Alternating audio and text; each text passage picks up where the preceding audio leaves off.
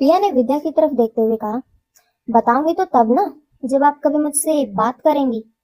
और वैसे भी आपने तो मुझे ऑर्डर दिया था कि मैं जो भी काम करूं अपने कमरे में ही करूं और आपकी नजरों के सामने कम से कम ही आऊं। पिया की बात सुनकर अध्वर्य के हाथों की मुट्ठियां जोर से कस गई। तभी अचानक घर की एक नौकरानी वहां पर आई। उसके हाथ में खाने का बाउल था। उसने तुरंत सर झुकाते हुए कहा, सर, पिया बेबी को मसालेदार खाना हजम नहीं होता, इसलिए मैंने उनके लिए बिना मसाले का खाना बनाया है। आप कहें तो मैं। नौकरानी आगे कुछ नहीं बोली। अध्वर्य ने नौकरानी की तरफ देखा, फिर घर के सारे लोगों की तरफ और एक कोल्ड आवाज में कहा, घर के नौकरों को भी पता है कि पिया को मसालेदार खाने से प्रॉब्लम है, लेकिन उसके अपने माँ बाप को नहीं पता। मॉम, डैड, पिया से इतनी नफरत करने की क्या वजह है? क्या सच में पिया आप दोनों की ही बेटी है ना? अचानक अध्वर्य की बात सुनकर वो लोग ठिठक कर उसकी तरफ देखने लगे। विद्या को अपने सीने में अजीब सा दर्द महसूस हुआ। उसकी आंखें आंसुओं से भर गई और उसने कहा, ये कैसी बकवास बातें कर रहे हो तुम आदि? मैंने उसे 9 महीने पेट में रखा है। मैं नफरत नहीं करती उससे। वह काफी लंबे वक्त तक हमसे अलग थी। फीलिंग्स कैसे रातों रात नहीं बदल सकती? और वैसे भी पिया बेटी है हमारी, हम पेरेंट्स है उसके। क्या ये बाय डिफॉल्ट नहीं है कि हमें उसकी परवाह नहीं है या हम उससे प्यार नहीं करते? अखिलेश भी थोड़ा awkward होकर बोला, अच्छा ठीक है, अब जो हो गया सो हो गया। आगे से इन बातों का ध्यान रखना कि पिया के लिए खाने से अलग से खाना बनाया जाए, उसकी पसंद का, समझे?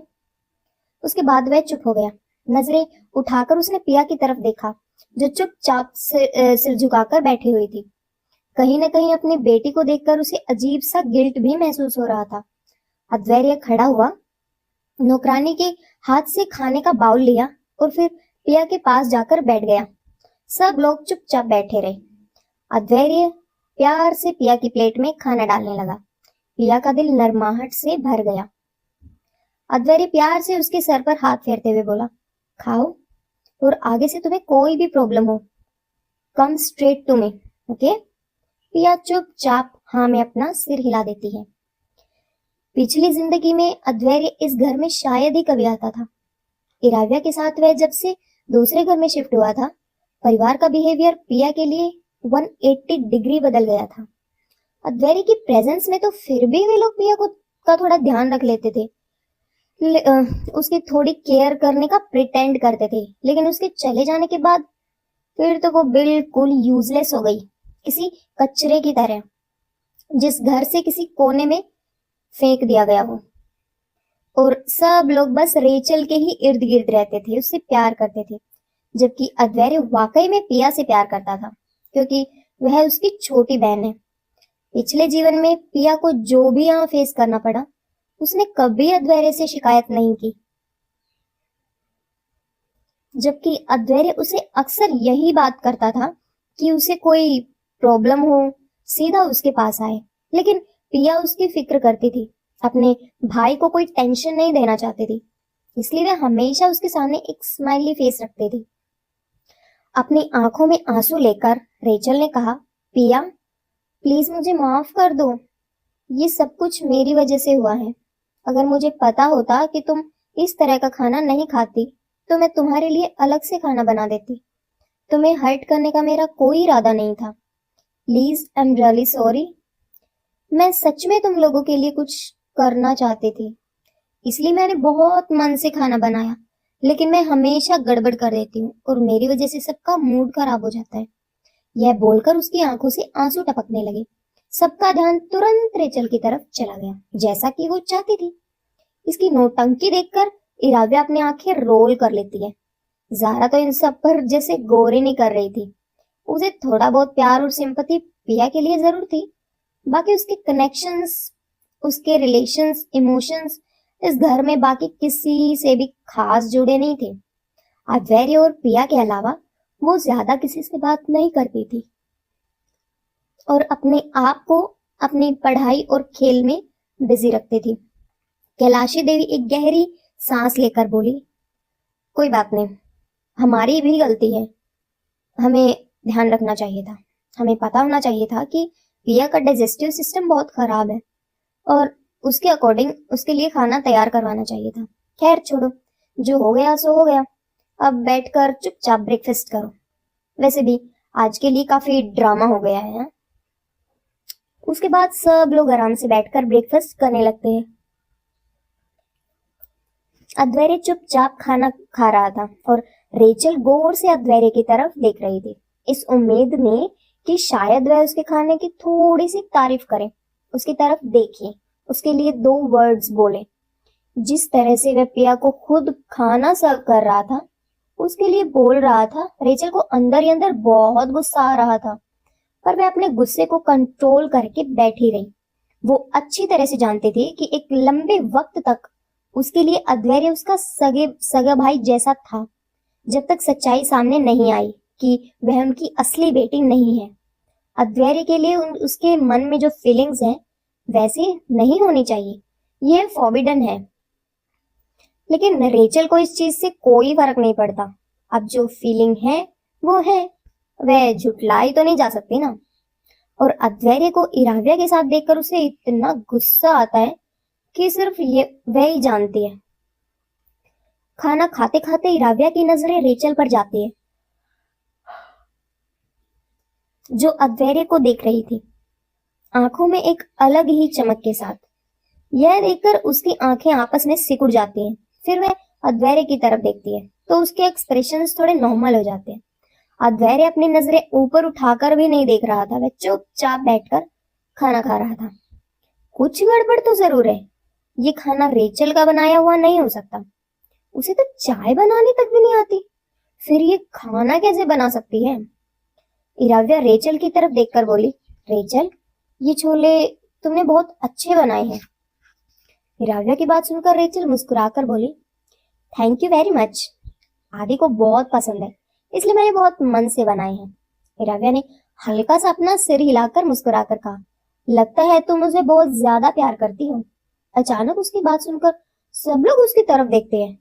रेचल तो जैसे उसके कमेंट को सुनकर हैरान ही हो गई थी और उसके दिल की धड़कनें तेज हो गई थी। उसके चेहरे पर नर्वसनेस दिखाई देने लगी। तभी अद्वैर्य की ठंडी आंखें इराव्या की तरफ और फिर एक बार कड़क होकर रेचल की तरफ गई। रेचल को तुरंत अपनी बॉडी में करंट महसूस हुआ। थोड़ा सा ऑकवर्ड होकर बोली, ऑफ कोर्स, कौन बहन अपने भाई से प्यार नहीं करती। रेचल की बात सुनकर इराव्या मुस्कुरा दी। वह किस प्यार की बात कर रही थी रेचल को अच्छे से समझ में आ गया था, पर फिर उसने इस चीज को भाई बहन के प्यार की तरफ मोड़ दिया, जो कि अब बिल्कुल ऑकवर्ड नहीं लग रहा था और सबके एक्सप्रेशंस नॉर्मल हो गए थे। वाकई में तुमने सिर्फ उसी के पसंद का खाना बनाया है। मुझे भी पता है कि अद्वैर्य को छोले पसंद है और वाकई में ये वाले अमेजिंग बने हैं। क्या तुम मुझे इनकी रेसिपी बता सकती हो ताकि मैं आगे अद्वैर्य के लिए ऐसे ही छोले बना सकूं? इराव्या ने पूछा। अचानक इराव्या की बात सुनकर रेचल हैरान हो गई। उसके दिल की धड़कनें तेज हो गई। क्या रेसिपी? इराव्या ने अपनी आईब्रोज ऊपर उठाकर कहा, क्यों, कोई प्रॉब्लम है? मुझे अपने पति के लिए ऐसा ही खाना बनाना है,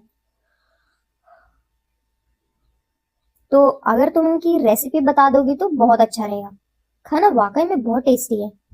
I appreciate your efforts. Recipe बताओ ना। रेचल का चेहरा सफेद पड़ गया था। थोड़ी ऑकवर्ड होकर वह अपनी नजरें चुराने लगी।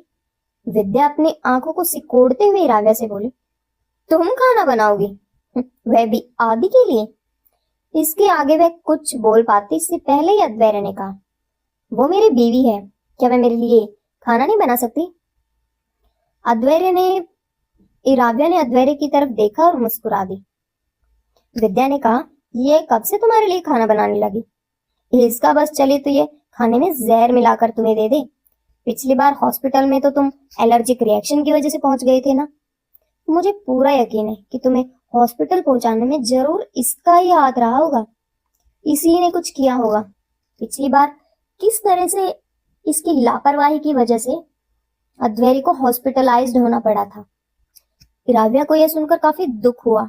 इराव्या विद्या से बोली, मॉम, आदि मेरा पति है। अपने ही पति को मारकर मुझे विधवा होने का कोई शौक नहीं है। मैं सिर्फ अपने पति के लिए अच्छा खाना बनाना चाहती थी। उसकी रेसिपी रेचल से पूछ रही हूँ, इसमें प्रॉब्लम क्या है?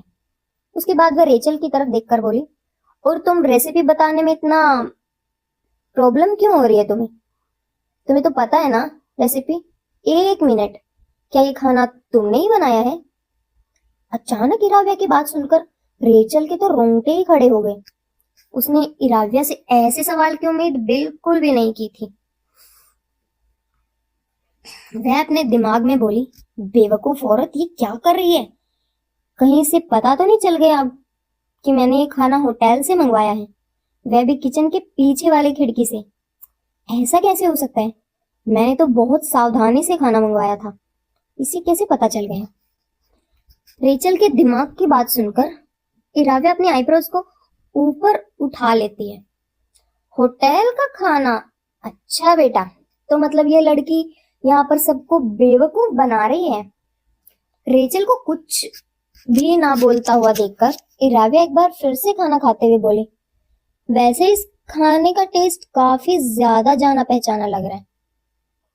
इराव्या की बात सुनकर सब लोग कंफ्यूज हो गए। क्या मतलब? इराव्या ने कहा, मैंने इस शहर के हर होटल, हर रेस्टोरेंट का खाना चखा है, इसलिए पता नहीं क्यों मुझे ऐसा लग रहा है जैसे इस खाने को मैंने पहले कहीं टेस्ट किया है। बड़ा ही फैमिलियर सा टेस्ट है। इराव्या की बात सुनकर कैलाशी देवी ने थोड़ी कठोर आवाज में कहा, ये खाना रेचल ने अपने हाथों से बनाया है। आज पहली बार उसने खाना बनाया। तुम्हें तो पहले कभी उसके हाथ का खाना खाया भी नहीं, फिर तुम्हें इसका टेस्ट फैमिलियर कैसे लग सकता है? और क्या मतलब है तुम्हारा यह कहने का कि तुम यहाँ के हर होटल रेस्टोरेंट का खाना खा चुकी हो? यह खाना किसी होटल या रेस्टोरेंट का नहीं है, यह रेचल ने बनाया है, तो इसका टेस्ट होटल जैसे खाने का कैसे हो सकता है? इराव्या ने हल्का सा सर हिलाकर कहा, आई एग्री, और काफी अजीब बात है। पहली बार खाना बनाया, वह भी बिल्कुल किसी होटल के खाने के जैसी टेस्ट कर रहा है। अमेजिंग। पर फिर भी पता नहीं क्यों मुझे ऐसा लगता है जैसे मैं इस खाने को पहले खा चुकी हूँ। बहुत जाना पहचाना सा स्वाद है, बस याद नहीं आ रहा है कि कहाँ खाया है। रेचल के चेहरे का रंग बिल्कुल सफेद पड़ गया था। उसने उम्मीद नहीं की थी कि इराव्या इतनी स्मार्ट निकलेगी कि खाने के टेस्ट से पहचान जाएगी कि यह खाना घर का है या होटल का। बस उसे याद ना आ जाए कि इस टेस्ट का खाना उसने कहाँ खाया हुआ था। उसके उड़ते हुए रंग को देखकर इराव्या नीचे से नीचे मुस्कुरा रही थी। उसने रेचल से कहा, रेचल क्या हुआ, तुम कुछ बोल क्यों नहीं रही हो? रेसिपी बताओ ना। जब हम घर वापस लौट कर जाएंगे तो मैं आदि के लिए स्पेशल अपने हाथों से खाना बनाया करूंगी, बिल्कुल ऐसा ही। रेचल हकलाने लगती है। वो रेसिपी तो मैं वो दरअसल उसे इतना हकलाता हुआ देखकर अद्वैर्य की आंखें काफी ठंडी हो गई और उसने पूछा, क्या ये खाना वाकई में तुमने बनाया है? अचानक उसकी बात सुनकर रेचल के रोंगटे खड़े हो गए। सब लोग हल्का सा हैरान हुए। विद्या ने अद्वैर्य से कहा, बिल्कुल इसने ही बनाया है, मैंने देखा है, ये सुबह से किचन में लगी हुई है। तुम्हें ऐसा क्यों लग रहा है कि ये खाना इसने नहीं बनाया? अद्वैर्य ने अपनी मॉम की तरफ देखते हुए कहा, तो फिर इसे इतना वक्त क्यों लग रहा है रेसिपी बताने में? इट्स ए नॉर्मल रेसिपी, अगर खाना इसने बनाया है तो फटाफट रेसिपी बता सकती है। उसके बाद अद्वैर्य रेचल की तरफ देखकर बोला, रेचल तुम्हारी सिस्टर इन लॉ तुमसे कुछ पूछ रही है, बताओ बताओ उसे। रेचल की आंखें आंसुओं से भर जाती है और वह कहती है, भैया मैं जानती हूँ कि आप मुझे ज्यादा पसंद नहीं करते क्योंकि मैं आपकी सगी बहन नहीं हूँ, लेकिन मैं हमेशा आप सबको मेरी फैमिली ही मानती हूँ और मैं आप सबसे बहुत प्यार करती हूँ। मैं छोटी छोटी खुशियां ढूंढती रहती हूँ आप सबको खुश करने के लिए, लेकिन अगर आप लोगों को मैं पसंद नहीं हूँ तो आप मुझे बता सकते हो। मैं ये घर छोड़कर वापस से उसी जगह पर चली जाऊंगी जहां पर वे लोग हैं जिन्होंने मुझे पैदा किया। भले ही मेरी लाइफ कितनी ही मिजरेबल हो, मैं बर्दाश्त कर लूंगी, लेकिन आपका ऐसे मुझ पर शक करना मैं बर्दाश्त नहीं कर सकती। रेचल अपने मुंह पर हाथ रखकर रोने लगती है। उसकी ऑस्कर विनिंग एक्टिंग देखकर इराव्या का तालियां बजाने का मन कर रहा था। क्या घुमाया है बात को, माय गॉड, क्या विक्टिम कार्ड खेला यार इसने। तभी उसे अपने पैरों के पास एक कागज की बिल बॉल आकर लग गई। जब इराव्या ने ध्यान दिया तो देखा कि पिया उसकी तरफ सीक्रेटली देखकर मुस्कुरा रही थी। इराव्या कुछ समझ गई। उसने तुरंत अपने उसे पेपर बॉल को उठाया और उसे खोलकर देखा। टेबल के नीचे वह देखकर हैरान रह गई कि यह तो होटल के खाने का बिल है और उसमें वह सब कुछ खाना मेंशन है जो इस वक्त टेबल पर रखा हुआ है। इसे देखकर इराव्या के होठों पर एक शैतानी मुस्कुराहट आ गई। विद्या, अखिलेश और कैलाशी देवी रेचल के आंसुओं को देखकर तीनों के दिल तुरंत पिघल जाते हैं। अखिलेश थोड़ी गुस्से भरी नजरों से इराव्या को देखते हुए बोला, आदि, अपनी बीवी को समझाओ कि वह लिमिट में रहे। कहना क्या चाहती है और करना क्या चाहती है वो। जब से हमारे घर में आई है हमारी जिंदगी को नर्क बना दिया इस लड़की ने। अब क्या यह हमारी बेटी को टारगेट बना रही है। अद्वैर्य की आंखें ठंडी हो गई। उसने अखिलेश की तरफ देखकर कहा, डैड, मेरी बीवी, उसने इतना ही कहा था कि टेबल के नीचे से तुरंत इराव्या ने उसके हाथ पर हाथ रख लिया। अद्वैर्य ने इराव्या की तरफ देखा तो आंखों ही आंखों में इराव्या ने उसे शांत रहने का इशारा किया। फिर वह घर वालों की तरफ देखकर बोली, यह सब कुछ मेरी ही गलती है। मैं तो सिर्फ इस टेस्टी खाने की रेसिपी जानना चाहती थी। मुझे नहीं पता था कि मेरी बात से रेचल इतना दूर तक ऐसी बातों को लेकर जाएगी और हर्ट हो जाएगी। I am really sorry Rachel, I am really sorry. Iravya तुरंत खड़ी होकर रेचल के पास आती है और एकदम से उसके कंधों को पकड़कर उसे कुर्सी से खड़ा करती है। फिर उसे देखते हुए काफी नरम आवाज में कहती है, तुमने यह खाना अपने हाथों से बनाया, इस बात में कोई शक नहीं है रेचल। मेरा कोई इरादा नहीं था तुम्हें दुखी करने का। Please, I am really sorry. Iravya की बात सुनकर बाकी सब लोग हैरान थे। रेचल की आंखों में एक अलग ही चमक आ गई थी, लेकिन फिर भी उसने बेचारा बनने का नाटक करते हुए कहा, कोई बात नहीं, मुझे तुमसे कोई शिकायत नहीं है। रेचल की बात सुनकर इराव्या मुस्कुराकर आगे बढ़ी और उसे हक कर लिया। आई एम रियली सॉरी, ओके।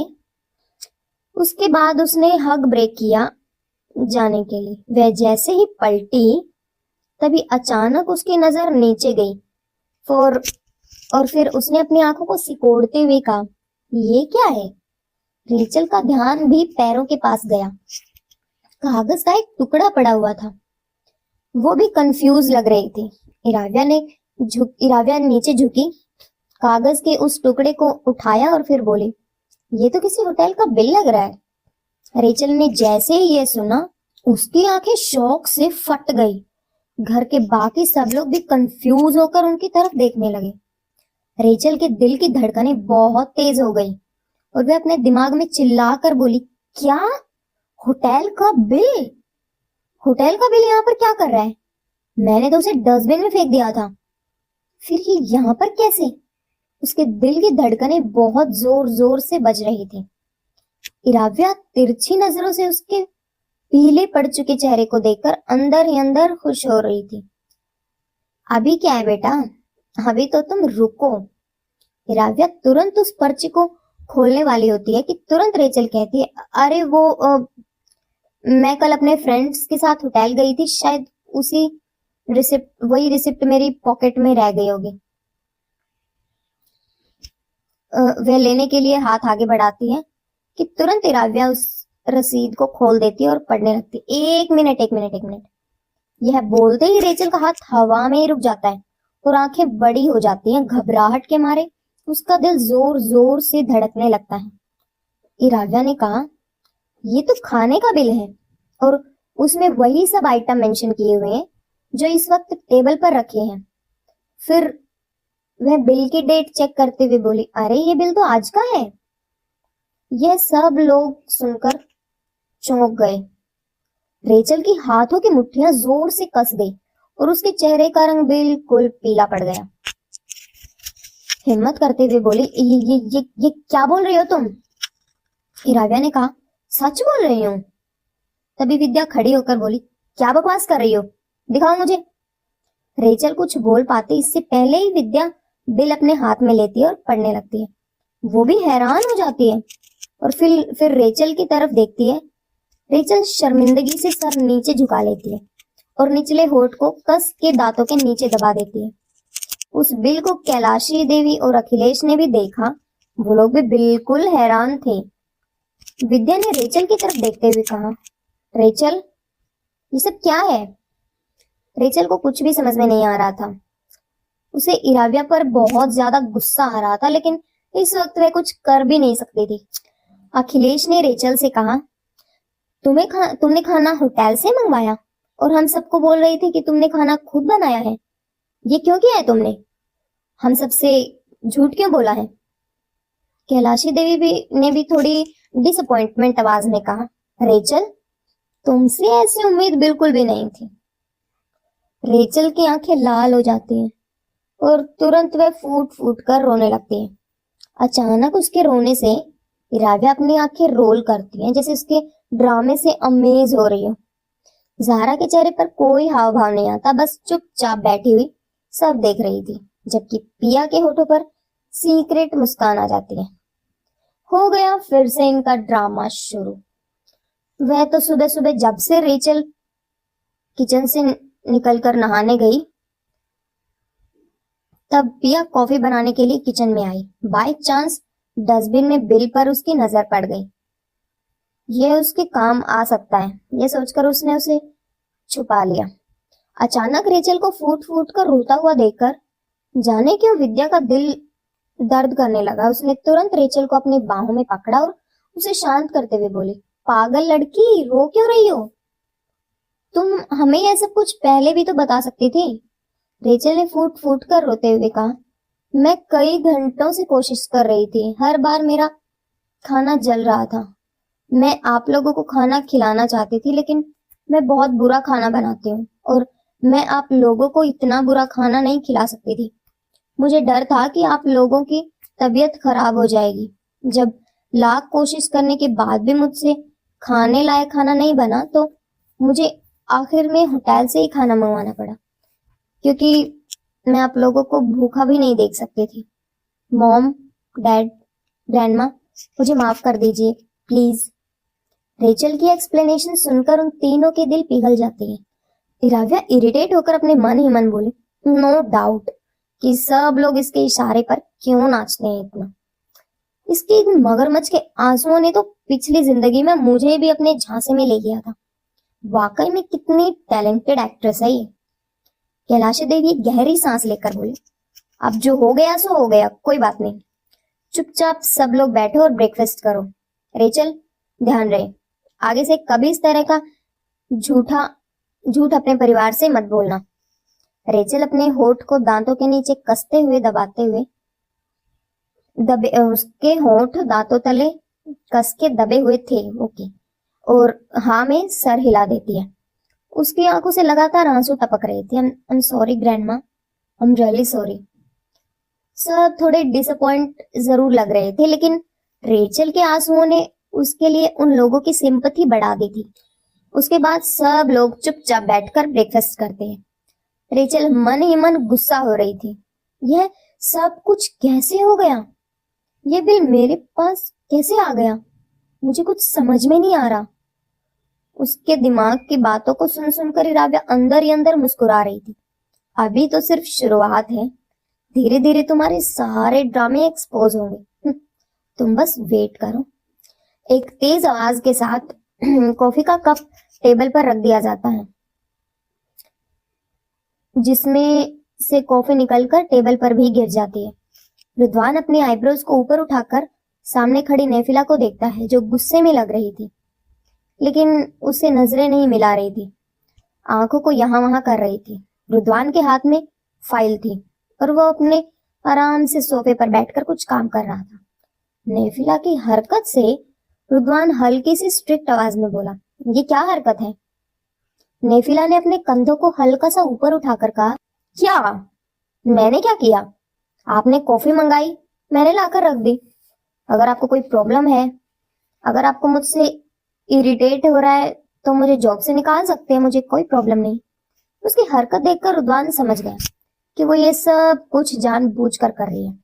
एक गहरी सांस लेकर फाइल को बंद करते हुए रुद्वान ने उस टेबल पर रखा और नेफिला की तरफ देखते हुए कहा, साफ करो इसे अभी। नेफिला हाथों को छाती पर क्रॉस किए हुए खड़ी थी। उसने अपनी आंखों को सिकोड़कर कहा, मैं आपकी एम्प्लॉय हूँ, पीएम नहीं हूँ। यह साफ सफाई का काम मेरा नहीं है सर।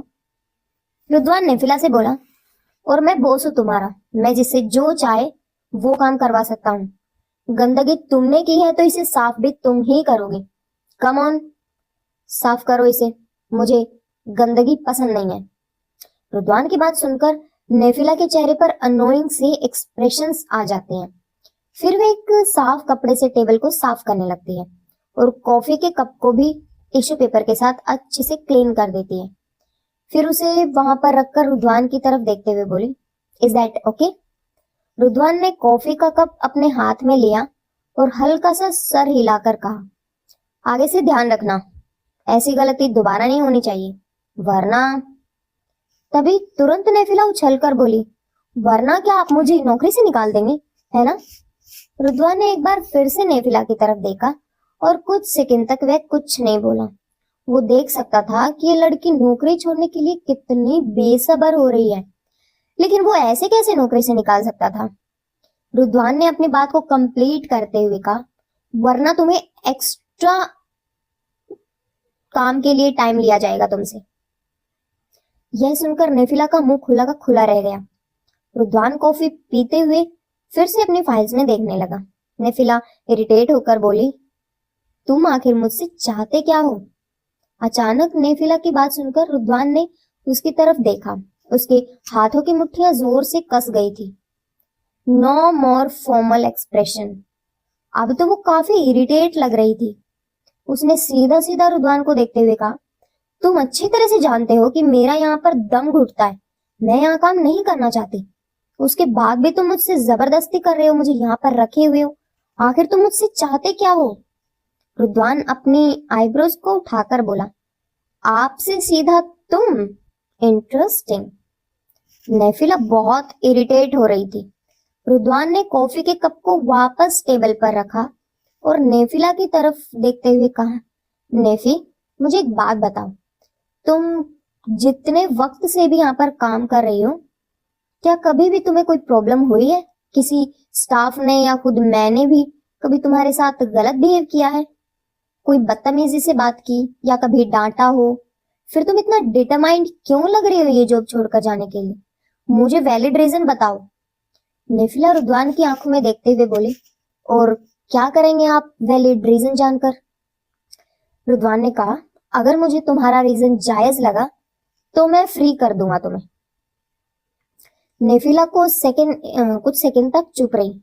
फिर वो रुद्वान से बोली, मेरा इस नौकरी को ज्वाइन करने का रीजन भी तुम थे और अब यहाँ से चले जाने का रीजन भी तुम हो। मैं तुम्हें बिल्कुल पसंद नहीं करती। आई hate you face, I hate you, I hate being around you, I just hate seeing you this bloody handsome face. उसके बाद बाकी की बात को वह अपने मन ही मन बोली, I hate that I love you, I hate seeing you with that bitch. Rudwan अपनी आईब्रोज ऊपर उठा लेता है और कुछ सेकंड के बीच में सन्नाटा रहता है, दोनों के बीच में सन्नाटा रहता है। फिर नेफिला फाइनली एक थकी हारी सी गहरी सांस लेकर बोली, रुद्वान प्लीज, अगर तुम मुझे यहाँ से जाने दोगे तो तुम्हारी बहुत मेहरबानी होगी मुझ पर। मैं यहाँ और काम करना नहीं चाहती, प्लीज मुझे जाने दो, प्लीज। नेफिला इरिटेट हो चुकी थी क्योंकि वो पहले से ही टूटी हुई थी, उसका दिल टूट चुका था। अब वह यहाँ पर रहकर जितनी बार भी इस आदमी को देखेगी उतनी बार उसका दिल, टूटा हुआ दिल उसके सीने में दर्द ही करेगा। वो बस इस आदमी की आंखों से बहुत दूर चले जाना चाहती थी। मुश्किल होगा इससे भुला देना क्योंकि रुद्वान उसका पहला प्यार है, लेकिन उसे बार बार किसी और लड़की के इतना करीब देखने से तो अच्छा है कि वह उसे देखे ही ना। कम से कम तकलीफ तो कम होगी। इसलिए वो इतना डेस्परेट थी यहाँ से जाने के लिए। रुद्वान खड़ा होकर नेफिला के पास आता है। नेफिला चुपचाप अपनी जगह पर खड़ी हुई थी। उसके ठीक सामने आने के बाद रुद्वान कुछ सेकंड तक उसके चेहरे को देखता है और फिर उसकी आवाज नेफिला के कानों में पड़ती है। तुम ये नौकरी छोड़कर इसलिए जाना चाहती हो कि तुम मेरी शक्ल नहीं देखना चाहती, राइट? नेफिला बस हाँ में सर हिला देती है। उसकी नजरें रुद्वान की आंखों से टकराई हुई नहीं थी। वो उसे नजरें मिलाकर नहीं देख रही थी। रुद्वान के हाथ को अगले ही पल वो अपने चेहरे पर महसूस करती है। रुद्वान ने अपने हाथ को ऊपर उठाया और नेफिला के चेहरे पर आ रहे बालों को कानों के पीछे किया। नेफिला हैरान हो गई। एकदम से जब नजरें टकराई तो उसके दिल की धड़कनें तेज हो गई, क्योंकि रुद्वान के एक्सप्रेशंस कुछ हद तक नरम थे। रुद्वान उसकी आंखों में देखते हुए बोला, नेफी, मैं तुम्हारी फीलिंग्स को अच्छे से समझता हूँ, लेकिन तुम्हें यहाँ से जाने की परमिशन नहीं दे सकता। तुम्हें यहाँ पर रहना होगा। मेरी मर्जी के बिना तुम ये जॉब छोड़कर नहीं जा सकती। रुद्वान की बात सुनकर नेफिला और भी ज्यादा हैरान और डिसबिलीव के साथ देखने लगी। You know my feelings for you? Rudwan ने एक तिरछी मुस्कान के साथ कहा, पहले दिन से ही। तुम्हें क्या लगता है लड़कियां लड़कों को किस नजर से देखती है, उन्हें समझ में नहीं आता? नेफिला का दिल और भी जोर जोर से उसके सीने में धड़कने लगा। उसने रुद्वान से कहा, तो फिर तुम मुझे यहाँ से जाने क्यों नहीं दे रही हो? रुद्वान नेफिला से बोला, किसी की फीलिंग्स को कंट्रोल नहीं किया जा सकता। तुम्हारे साथ भी यही केस है। किसी को पसंद करने में कोई बुराई नहीं है, लेकिन इस बेस पर कुछ ऐसे डिसीजन ले लेने में जिसे इस वक्त तुम कर रही हो, इनमें जरूर बुराई है। मैं तुम्हारे हार्डवर्क और तुम्हारे इंटेलिजेंस को पहले दिन से ही एडमायर करता हूँ। मैं जानता हूँ कि तुम नॉर्मल नहीं, एक्स्ट्रा ऑर्डिनरी लड़की हो, जिसकी इंटेलिजेंस भी कमाल की है। मैं ज्यादा लड़कियों को अप्रिशिएट नहीं करता, बहुत कम करता हूँ, और तुम उन्हीं लड़कियों में से एक हो। तुम हार्ड वर्किंग हो, स्मार्ट हो, इंटेलिजेंट हो, और मुझे इस वक्त तुम्हारी जरूरत है। इस प्रोजेक्ट को तुम्हारी जरूरत है, इसलिए मैं तुम्हें जॉब छोड़ने की परमिशन तो नहीं दे सकता। इस एक स्टूपिड रीजन की वजह से तो बिल्कुल नहीं, कि तुम ये जॉब बस इसलिए छोड़ना चाहते हो ताकि तुम मेरी शक्ल ना देख सको। तो ये ख्याल अपने दिमाग से निकाल दो। रुद्वान की बात सुनकर नेफिला की आंखों में गुस्सा उतर आया। ये आदमी उसकी फीलिंग्स के बारे में जानता था, उसके बाद भी उसके सामने उसे अहाना के साथ इतना करीब रहता था, और अब तो हद हो गई, उसे नौकरी छोड़ने जाने भी नहीं दे रहा। नेफिला रुद्वान से बोली, you know what, I hate you. Rudwan हल्का सा सर हिलाकर बोला, ऑल राइट, पर फिर भी तुम नहीं जा सकती। नेफिला के हाथों की मुट्ठियां जोर से कस गई। वो इस वक्त इस आदमी के गाल पर खींचकर तमाचा मारना चाहती थी। तभी दरवाजे पर खटखट की आवाज से दोनों पलट कर देखने लगे। नेफिला के एक्सप्रेशन और भी डार्क हो गए। दरवाजे पर अहाना खड़ी हुई थी, नॉर्मल फॉर्मल कपड़ों में, चेहरे पर हल्का सा मेकअप, खुले स्टाइल के बालों में। वो काफी खूबसूरत और एलिगेंट लग रही थी। रुद्वान के चेहरे पर कोई बदलाव नहीं आता, लेकिन नेफिला के एक्सप्रेशंस खराब हो जाते थे। अहाना चलकर अंदर आती है। वो नेफिला की तरफ देखती है। Good morning nephew. नेफिला अपना सर झुका लेती है और उसकी तरफ देखती ही नहीं, बस हल्का सर हिलाती है। Good morning. उसके बाद अहाना रुद्वान के पास आकर बोली, गुड मॉर्निंग सर। रुद्वान भी हल्का सा सर हिला देता है। नेफिला अब ज्यादा देर यहाँ पर खड़ी नहीं रहना चाहती। वो तुरंत एक्सक्यूज लेती है और चली जाती है। उसके जाते ही अहाना मुस्कुराकर रुद्वान की तरफ देखती है और उसे हक कर लेती है। I miss you baby. दरवाजे पर खड़ी नेफिला एक बार पलटकर उन दोनों को देखती है। रुद्वान की आंखें भी नेफिला को देख रही थी। नेफिला की आंखों में दर्द के साथ अब नमी भी दिखाई दे रही थी। उसके बाद तुरंत वो वहां से चली जाती और दोबारा पलटकर नहीं देखती। एलिवेटर में पहुंचने के बाद नेफिला फाइनली एक दर्द भरी सांस छोड़ती है। उसकी आंखों से फाइनली आंसू टपक जाते हैं। उसके हाथ और दिल दोनों में थर्राहट थी और वह अपने दिल के दर्द को कंट्रोल नहीं कर पा रही थी, इसलिए वो बेचैन होकर खड़ी रही, फ्रीली अपने आंसुओं को बहने दे रही थी। तभी अचानक उसके बगल में एक रुमाल आता है उसकी तरफ।